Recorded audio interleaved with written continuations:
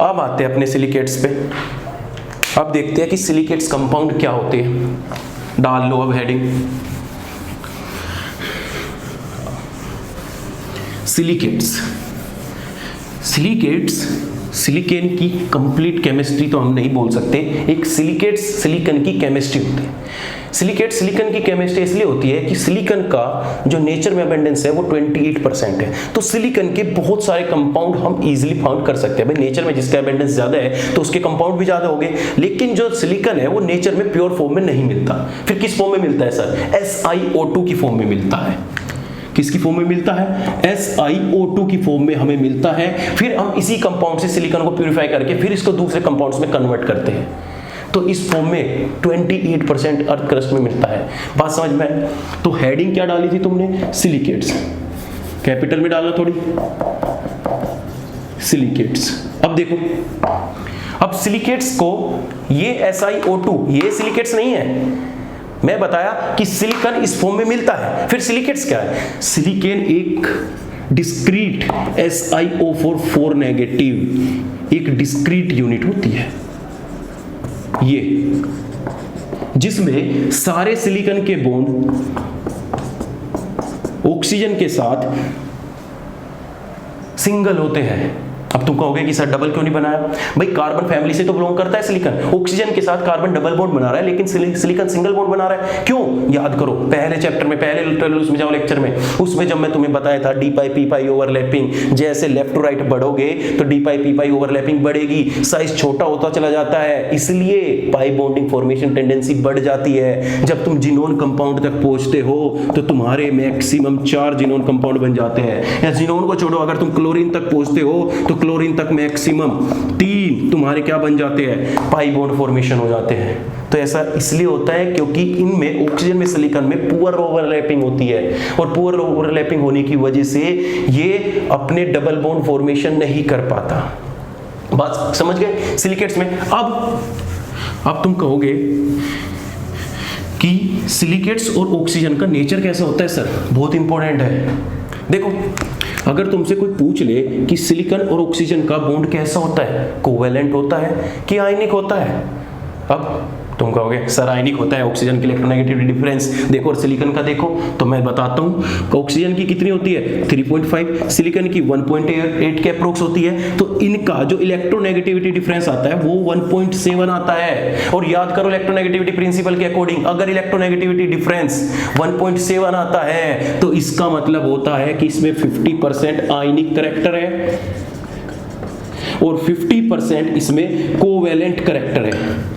अब जब इसमें 50% आयनिक करैक्टर हो गए और कोवैलेंट करैक्टर हो गए 50%, तो सर ये बॉन्ड कौन सा हुआ? ना तो ये प्योरली कोवैलेंट हुआ और ना ही प्योरली ये क्या हो गया? आयनिक हो गया।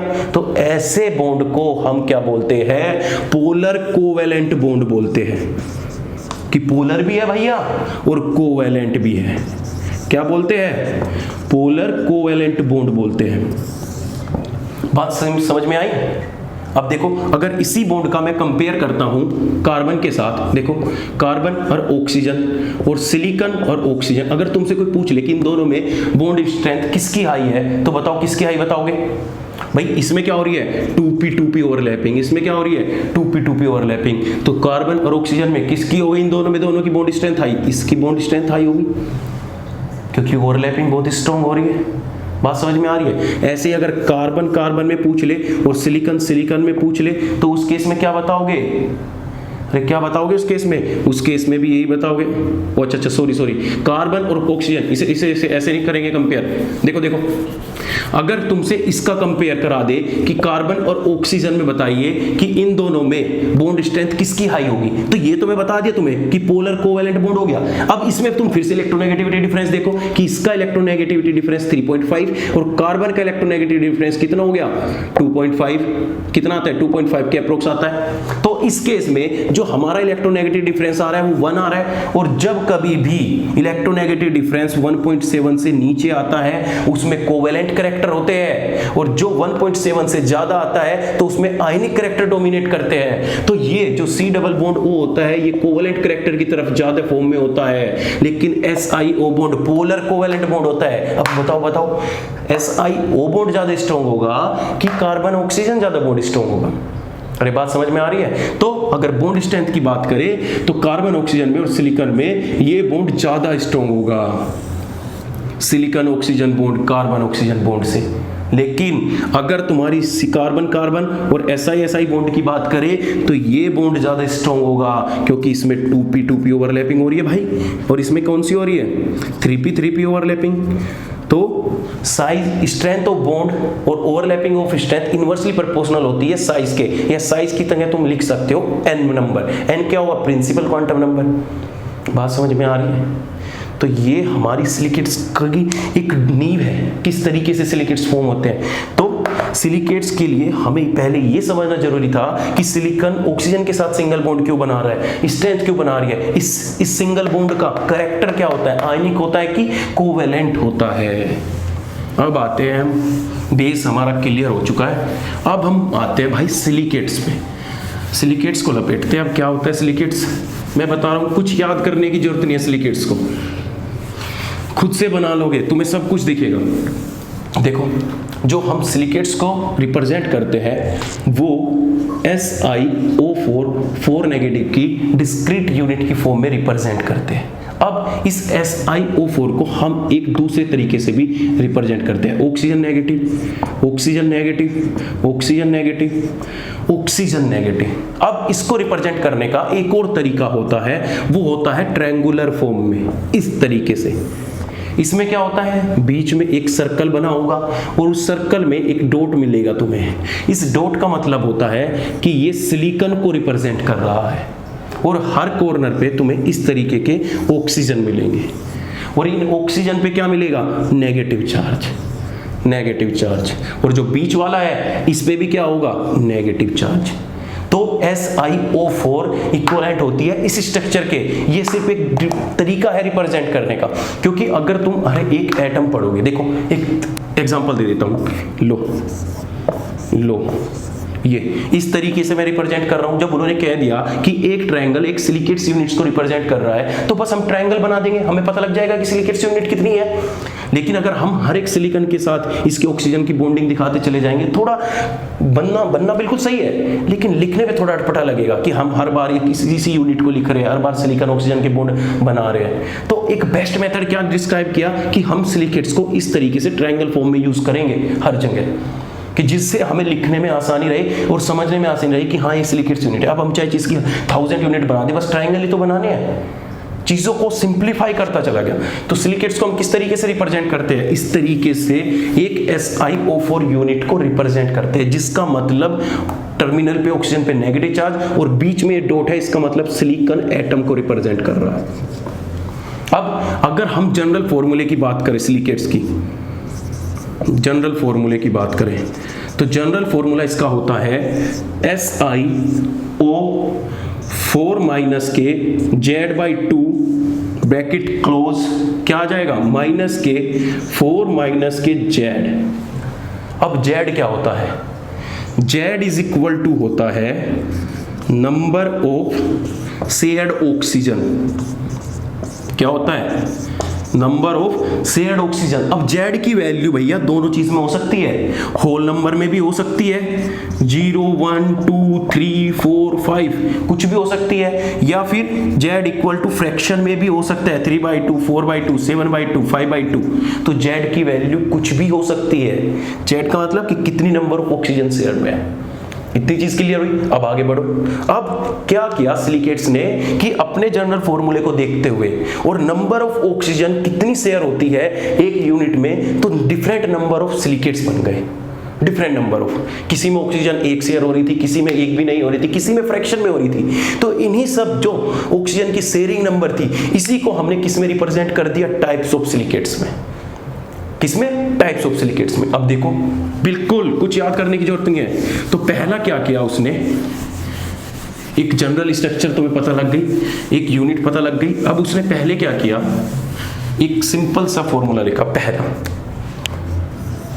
और उसमें कहा कि ये SiO4 माइनस के Z/2 है, और ये जनरल फॉर्मूला है माइनस के 4 माइनस के Z। अगर इसमें Z इक्वल टू 0 हो जाए, मतलब एक भी ऑक्सीजन शेयर नहीं हो रही है, तो इस केस में जो हमारा सिलिकॉन रहेगा ऑक्सीजन के साथ इस तरीके से बॉन्डिंग फॉर्मेशन करेगा। तो जब एक भी ऑक्सीजन शेयर नहीं है तो ये हमारा जो सिलिकेट्स रहेगा SiO4 नेगेटिव की फॉर्म में रहेगा।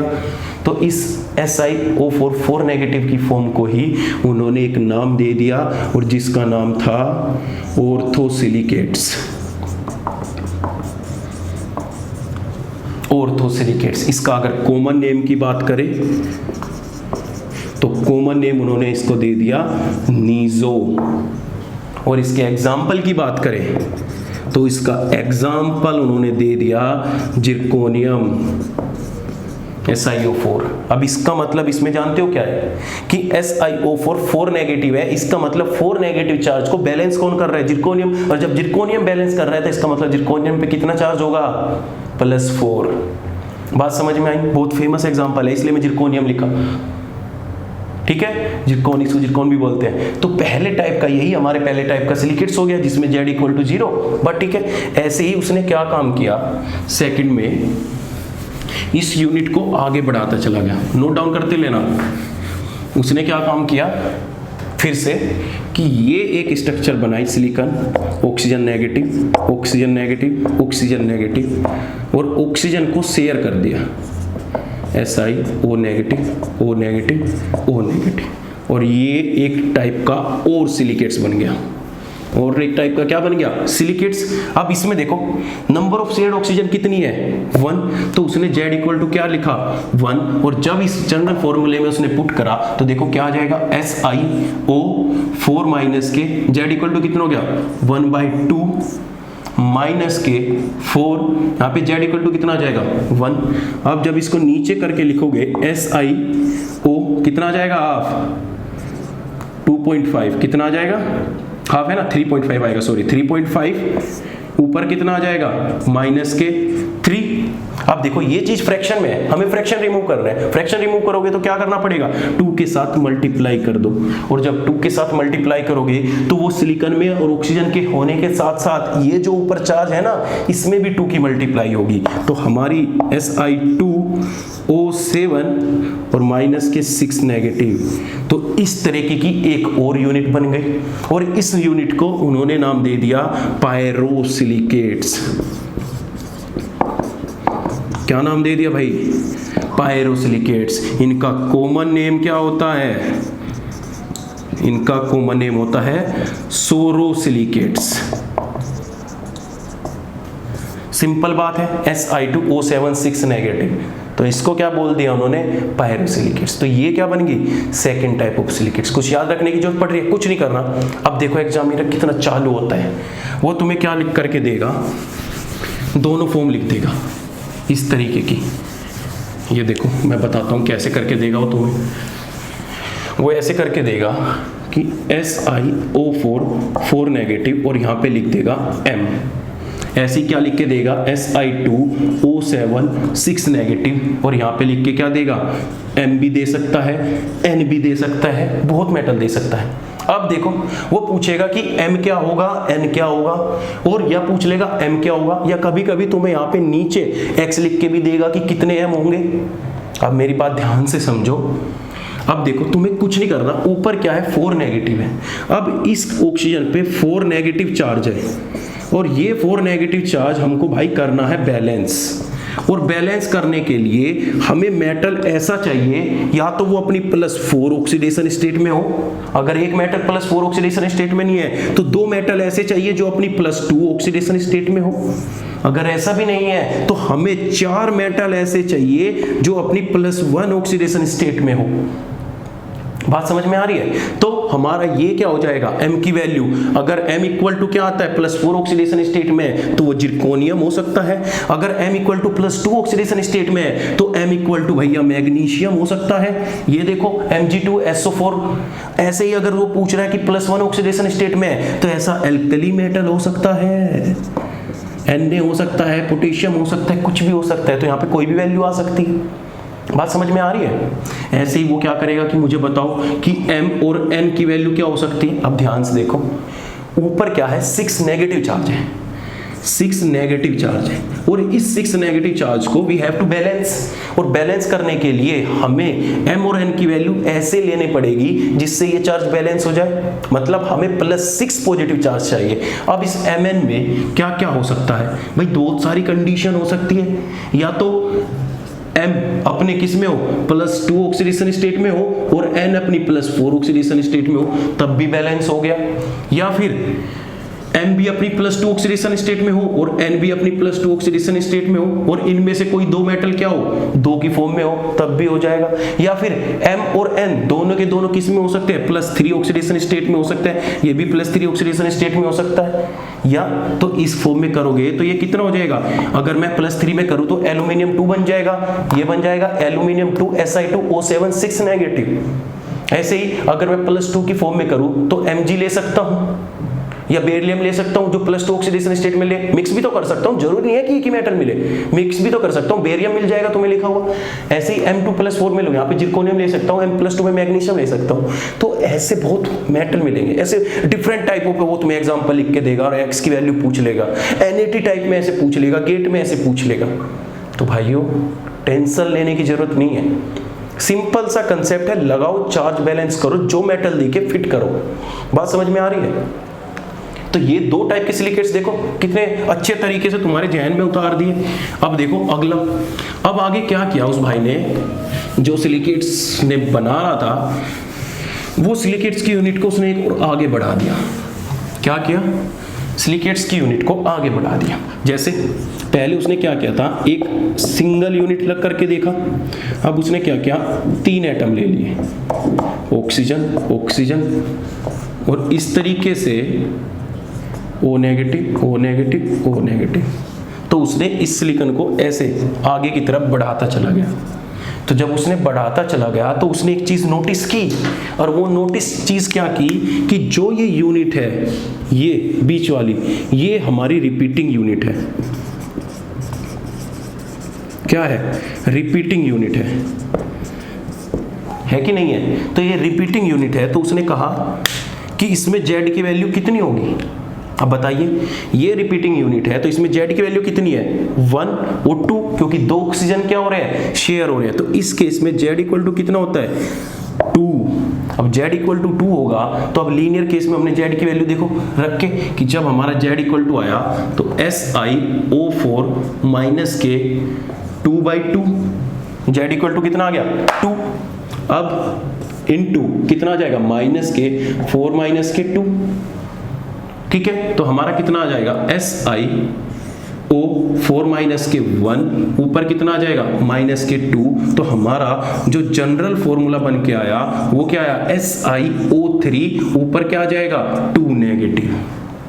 और जो ये यूनिट बन के आई उन्हीं को, इसी को उसने क्या नाम दे दिया, थर्ड टाइप ऑफ सिलिकेट्स। और वो थर्ड टाइप ऑफ सिलिकेट्स का नाम क्या था, सिंगल चेन सिलिकेट्स। क्या था, सिंगल चेन सिलिकेट्स, जिसको हम पायरोक्सिन भी बोलते हैं, या मैं इसको 1D सिलिकेट्स भी बोल सकता हूं, क्योंकि एक ही लाइन में एक ही डायरेक्शन में बढ़ता जा रहा है। तो इसको क्या बोल दिया उन्होंने, सिंगल चेन सिलिकेट्स। और इसका जनरल फॉर्मूला क्या हो गया, SiO3 2 नेगेटिव। बात ठीक है? अब देखो क्या करता है वो, अगर हाँ देखो इस फॉर्म को ऐसे भी करके दे सकता है वो, ये देखो इस तरीके से, ये इस तरीके से, इस तरीके से भी दे सकता है, और इस तरीके से देगा। इसका मतलब क्या हो गया कि ये हमारी जो इसमें है ये रिपीटिंग यूनिट है और ये रिपीटिंग यूनिट है, तो वो तुम्हें इस तरीके से लिख के देगा, ये ऑक्सीजन ऊपर होगी, ये ऑक्सीजन, ये ऑक्सीजन, ये ऑक्सीजन। बात समझ में आ रही है? तो इस केस में बीच में क्या मिलेगा तुम्हें, इस तरीके से एटम, इस तरीके से एटम, इस तरीके से एटम। अब इसमें देखो ऐसे ऐसे इस तरीके से बढ़ता चला जाएगा, तो इसमें बीच वाली क्या होगी, रिपीटिंग यूनिट होगी। तो इसका बीच का, इसी रिपीटिंग यूनिट का मतलब ये होता है। तो क्वेश्चन इस तरीके से फॉर्म में दे दे कि ये क्या है, ये सिंगल चेन सिलिकेट्स है। इसके लिए जनरल फॉर्मूला क्या है, SiO3 2 नेगेटिव है। और यहाँ पे N लगा सकते हो तुम, क्या लगा सकते हो, N, कि N की वैल्यू कोई भी हो सकती है। बात समझ में आ रही है? अब देखो चीज ध्यान नोटिस करने की क्या है इस केस में, कि जो ये टर्मिनल वाले हैं ना सिलिकेट्स, ये जो टर्मिनल वाले भाई साहब हैं, ये सिलिकेट्स, और इधर ये सिलिकेट्स टर्मिनल वाले, इनमें क्या हो रहा है, इसमें सिर्फ Z इक्वल टू 1 आ रहा है, क्योंकि इसमें एक ही ऑक्सीजन शेयर हो रही है। उसने भाई 3 ही यूनिट ली, 3 तक रुक गया, और इसमें सिर्फ ये सिलिकॉन की ऑक्सीजन तो एक में ही है, तो इसमें शेयरिंग ऑक्सीजन कितनी है, 1 ही। अब इसके लिए Z इक्वल टू 1 आ रहा है, और इनके लिए तो तुमने देखा इस पूरी सीक्वेंस में Z वेरी कर रहा है, और जब वेरी कर रहा है तो इन्होंने एक और कंसेप्ट दिया कि यहाँ पे हम Z एवरेज निकाल सकते हैं, और Z एवरेज कितना होगा, 2 + 1 3 + 1 कितना हो जाएगा, 4, और 4 कितना हो जाएगा, 3। कितने सिलिकॉन है, 3, तो यहाँ पे कितना हो जाएगा, 4/3, और इसकी वैल्यू निकालोगे तो कितने आ जाएगी, 4/3। यहाँ पे कितना हो जाएगा, Z 4/3 तो इक्वल टू कितना आ जाएगा, 1/3। तो ये क्या आता है, Z एवरेज। Z एवरेज क्या रिप्रेजेंट कर रहा है कि इस पूरे कंपाउंड में जो टोटल ऑक्सीजन ऑफ शेयर हो रही है वो किस तरीके से पर सिलिकॉन कैसे वेरी कर रही है। अगर हम पूरा एवरेज निकालें, एवरेज का मतलब यही तो होता है ना, एवरेज कि पर एक हिस्से में कितनी पड़ रही है, अगर हम टोटल निकालें तो वो कितनी पड़ जाती है, 1.3। तो हमेशा Z एवरेज की वैल्यू जो एग्जैक्ट वैल्यू होगी उससे कम ही होगी।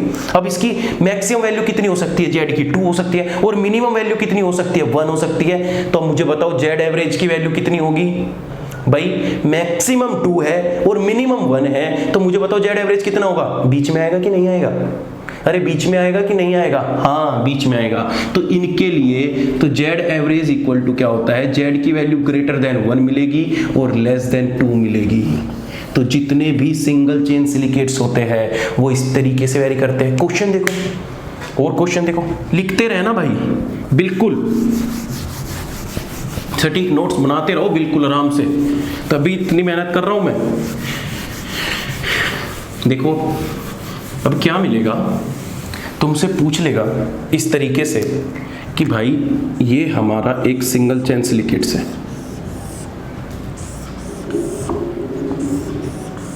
ओके, और मुझे बता दो, ये भी कर देता हूं, चलो ये सिंगल चेन सिलिकेट्स है, और मुझे बता दो कि इसका एग्जैक्ट फॉर्मूला क्या होगा।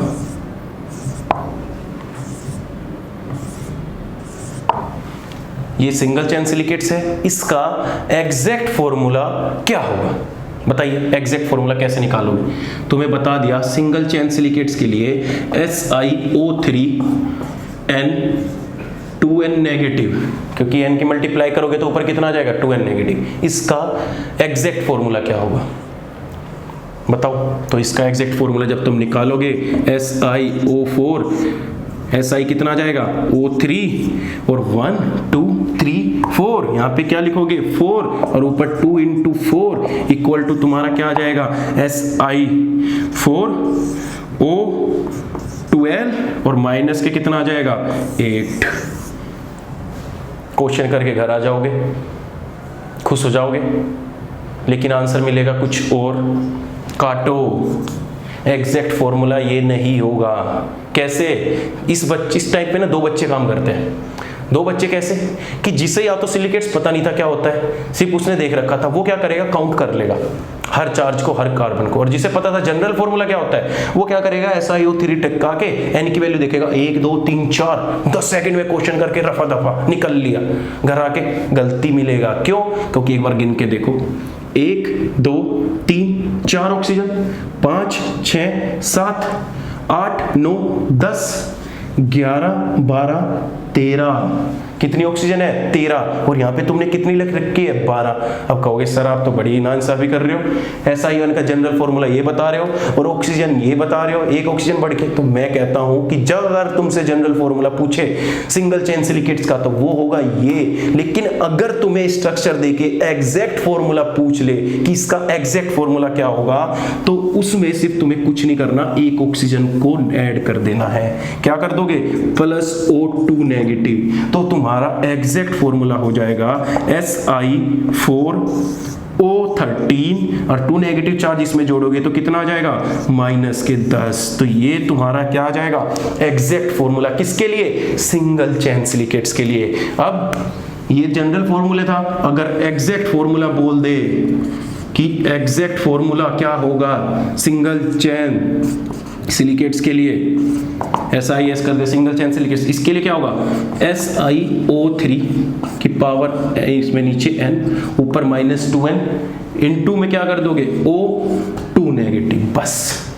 प्लस तुम्हें जो भी आता है उसमें क्या करना है, O2 नेगेटिव जोड़ना है, और तुम्हारा सिंगल चैन का सिलिकेट्स का फॉर्मूला बिल्कुल क्या आ जाएगा, एग्जैक्ट। अब देखो, अब फॉर्मूला लगाओ, अब दिखाता हूं तुम्हें कैसे लगता है।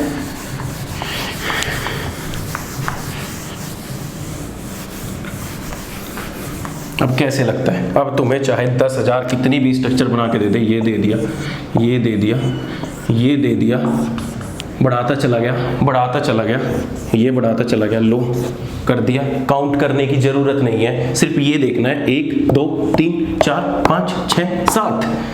जनरल फॉर्मूला क्या होता है सिंगल का, SiO3, 2 नेगेटिव, और यहाँ पे कितना होता है N, और यहाँ पे कितना आ जाएगा O2 नेगेटिव, प्लस के करना है ना।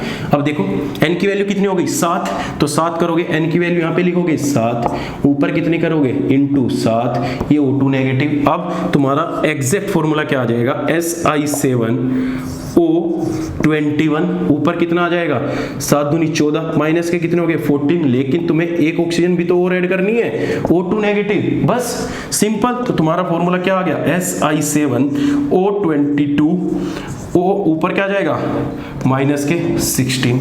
लो भैया, ये तुम्हारा सिंगल चैन सिलिकेट्स तैयार, इसका एग्जैक्ट फॉर्मूला तैयार। मैं कुछ तुम्हें ऐसी बात बताई कि जिससे तुम चीजें याद रखो, नहीं बताई ना, खुद ड्राइव कर लो। एक SiO4 यूनिट से तुम पूरे सिलिकेट्स को याद रख सकते हो, सिंपल है ना। अब देखो, उसने इतना काम कर दिया। अब भाई साहब इसने क्या किया, सिंगल चैन सिलिकेट्स वाले ने, जब सिलिकेट्स ड्राइव कर रहा था, चैन सीधी जा रही थी, कोई दिक्कत नहीं है, उसने चैन को मोड़ दिया और मोड़ के साइक्लिक फोम बना दी, और साइक्लिक फोम मिलते ही उसने इस सिलिकेट्स का नाम रख दिया साइक्लिक सिलिकेट्स। भाई चैन सिंगल जा रही थी, भाई ये ट्रायंगल, ये ट्रायंगल, ये ट्रायंगल सिंगल जा रहा था, ऐसे घूम रहा था बेचारा मस्ते में, उसने क्या काम किया, इनको घुमा दिया इस तरीके से, लो भाई, और घूम गया तो ये क्या बन गई, एक साइक्लिक फॉर्म बन गई, और इस साइक्लिक फॉर्म को इसने क्या नाम दे दिया, साइक्लिक सिलिकेट्स। अब देखिए साइक्लिक सिलिकेट्स का जनरल फॉर्मूला। अब साइक्लिक सिलिकेट्स में होता क्या है, ये देखो O नेगेटिव, इधर O negative, O negative, SiO negative, बात ठीक है। अब अगर इस ऑक्सीजन को मैं इधर ऐड कर देता हूं, इस सिलिकॉन में चैन को घुमा दिया, मैं बोल रहा हूं ना, उसने चैन को घुमा दिया, बड़ा वो था ना, आफतदार करता रहता था, खड्डू उतारता रहता था, तो उसने क्या किया, घुमाते ही उसने सिंगल चैन सिलिकेट्स बना दिया, और सिंगल चैन सिलिकेट्स जब बनाया तो उसे इस तरीके से फोम मिली, क्या मिली, इस तरीके से स्ट्रक्चर मिली। तो स्ट्रक्चर मिली, इस पे O नेगेटिव चार्ज, इस पे O नेगेटिव चार्ज, और इसमें क्या हो गया, इस पे O नेगेटिव चार्ज, इस पे O नेगेटिव चार्ज, इस सिलिकॉन पे O नेगेटिव चार्ज, इस सिलिकॉन में O नेगेटिव चार्ज। बात समझ में आ रही है। तो ये क्या बन गई, सिंगल वो साइक्लिक सिलिकेट्स। तो इसी को उसने क्या बोल दिया, साइक्लिक सिलिकेट्स। तो ये साइक्लिक सिलिकेट्स कौन सा हो गया, फोर्थ टाइप ऑफ सिलिकेट्स। लो भैया, 4 टाइप ऑफ सिलिकेट्स। अब इसमें Z की वैल्यू देखो, Z की वैल्यू क्या होगी, जनरल फॉर्मूला भी तो निकालना है, अब तो खुद निकाल लोगे तुम, मुझे तो लिखने की जरूरत ही नहीं है। यहाँ पे देखो ऑक्सीजन कितनी शेयर हो रही है, 2 में, तो Z इक्वल टू इसमें कितना आ जाएगा, 2, एग्जैक्ट 2 आएगा। तो जब एग्जैक्ट 2 आएगा तो SiO4 माइनस के Z/2 ये हो गया, ऊपर कितना आ जाएगा, माइनस के 4 माइनस के Z, और Z इक्वल टू 2, तो कितना आ जाएगा, देखो Si 2 से 2 करेंगे तो यहाँ पे कितना आ जाएगा, O3 माइनस के 4 माइनस के Z, तो ऊपर कितना चार्ज आ जाएगा, माइनस के 2 करोगे, माइनस के 2 नेगेटिव।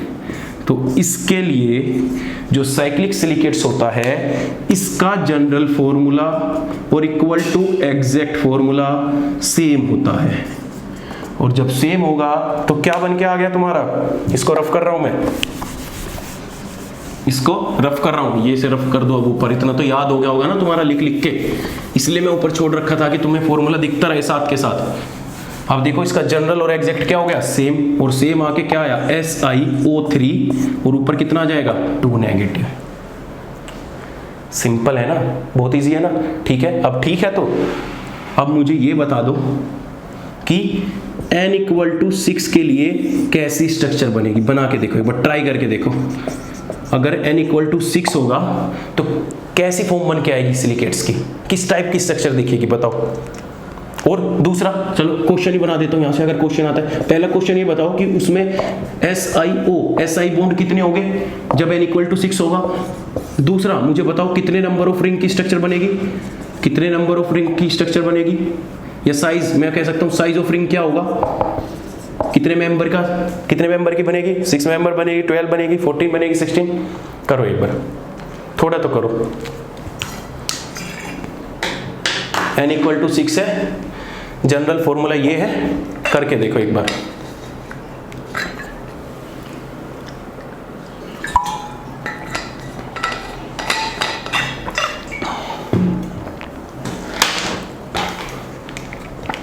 हो गया, अब मैच कर लेते हो, देख लो कितने किया। इसमें SiO3 की पावर 3 थी भाई n की वैल्यू। अब देखो, मैंने पूछा था n इक्वल टू 6 हो जाए तो उसके लिए स्ट्रक्चर कैसे बनानी है। अगर तुमने ध्यान दिया हो इसकी साइक्लिक स्ट्रक्चर फॉर्म में, तो बिल्कुल exact cyclic structure metaphosphoric acid की थी, याद आया कुछ। और उसमें मैंने POP लिंकेज भी बताए थे और मेंबर ऑफ रिंग भी बताई थी कैसे बनाते हैं। अगर जिस बच्चे को याद होगा वो, उसने इसकी स्ट्रक्चर बना दी होगी। अब देखो कैसे स्ट्रक्चर बनेगी। n इक्वल टू 6 है तो P4 में मैंने क्या बताया था, जितना n इक्वल टू होता है इतने ही उसमें, वहां पे क्या बताए थे, POP लिंकेज होते हैं। लेकिन हमें यहाँ POP लिंकेज से नहीं है, सिलिकेट से मतलब है। तो इसमें n इक्वल टू कितने हो जाएंगे, SiO लिंकेज। बात समझ में आई। सेकंड, रिंग का साइज कितना होगा सर, रिंग का साइज वहां पे भी कितना बताया था कि 2n रिंग का साइज होगा, तो यहाँ पे भी भाई रिंग का साइज 2n ही होगा। तो इसमें अगर n इक्वल टू 6 पुट कर दोगे तो रिंग का साइज कितना आ जाएगा, 12 मेंबर की रिंग बन जाएगी। और बनाओगे कैसे, ऐसे टेढ़ी मेढ़ी बना दोगे, पता है मुझे। देखो कैसे बनाते हैं, रिंग का साइज 6 मेंबर का बनना है, ठीक है। थोड़ा रफ कर देता हूँ, स्पेस चाहिए, फिर तुम्हें अच्छा दिखेगा।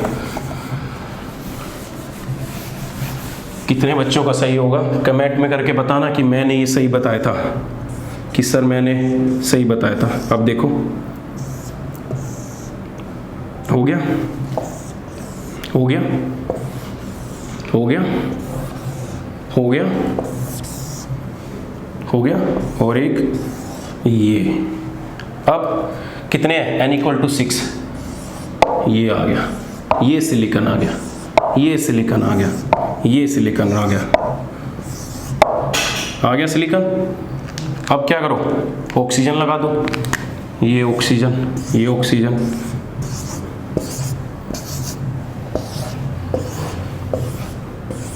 लो भैया लगा दी ऑक्सीजन। सब पे क्या है, इस पे नेगेटिव चार्ज, इस पे नेगेटिव चार्ज, इस पे नेगेटिव चार्ज, इस पे, इस पे, इस पे, और जो बीच में रहेगी इस पे भी तो नेगेटिव चार्ज होगा। हेलो, इस तरीके की स्ट्रक्चर बनेगी हमारी। कैसा दिख रहा है, स्टार जैसा दिख रहा है कि नहीं। अब कहोगे सर इसमें 12 मेंबर की रिंग कैसे बनी, यहाँ से काउंट करना स्टार्ट कर दो। 1 2 3 4 5 6 7 8 9 10 11 12, कितने की बनी, 12 मेंबर की स्ट्रक्चर बनी। कर लोगे, अरे कोई दिक्कत है। इस सिलिकॉन में भी 2 ऑक्सीजन शेयर है, ये देखो, ये इस सिलिकॉन में भी 2 ऑक्सीजन शेयर है, बिल्कुल इसी तरीके की स्ट्रक्चर बनेगी। कर लोगे ना, मजा आ रहा है, मजा आ रहा है। अब बताओ, अब अगर मैं तुमसे कंपेयर करने की कहूँ कि भाई मुझे कंपेयर करके बता दो सिंगल चेन सिलिकेट्स में और साइक्लिक सिलिकेट्स में क्या कंपैरिजन होगा, तो देखो अगर कंपेयर की बात करें, compare between single chain silicates, single chain silicates, comment करके बताना कि तुम्हें साइज, फोर्ट साइज अच्छे से दिख रहा है कि नहीं दिख रहा। अगर नहीं दिख रहा तो मैं और बड़ा लिखूंगा। Single chain silicates and cyclic silicates.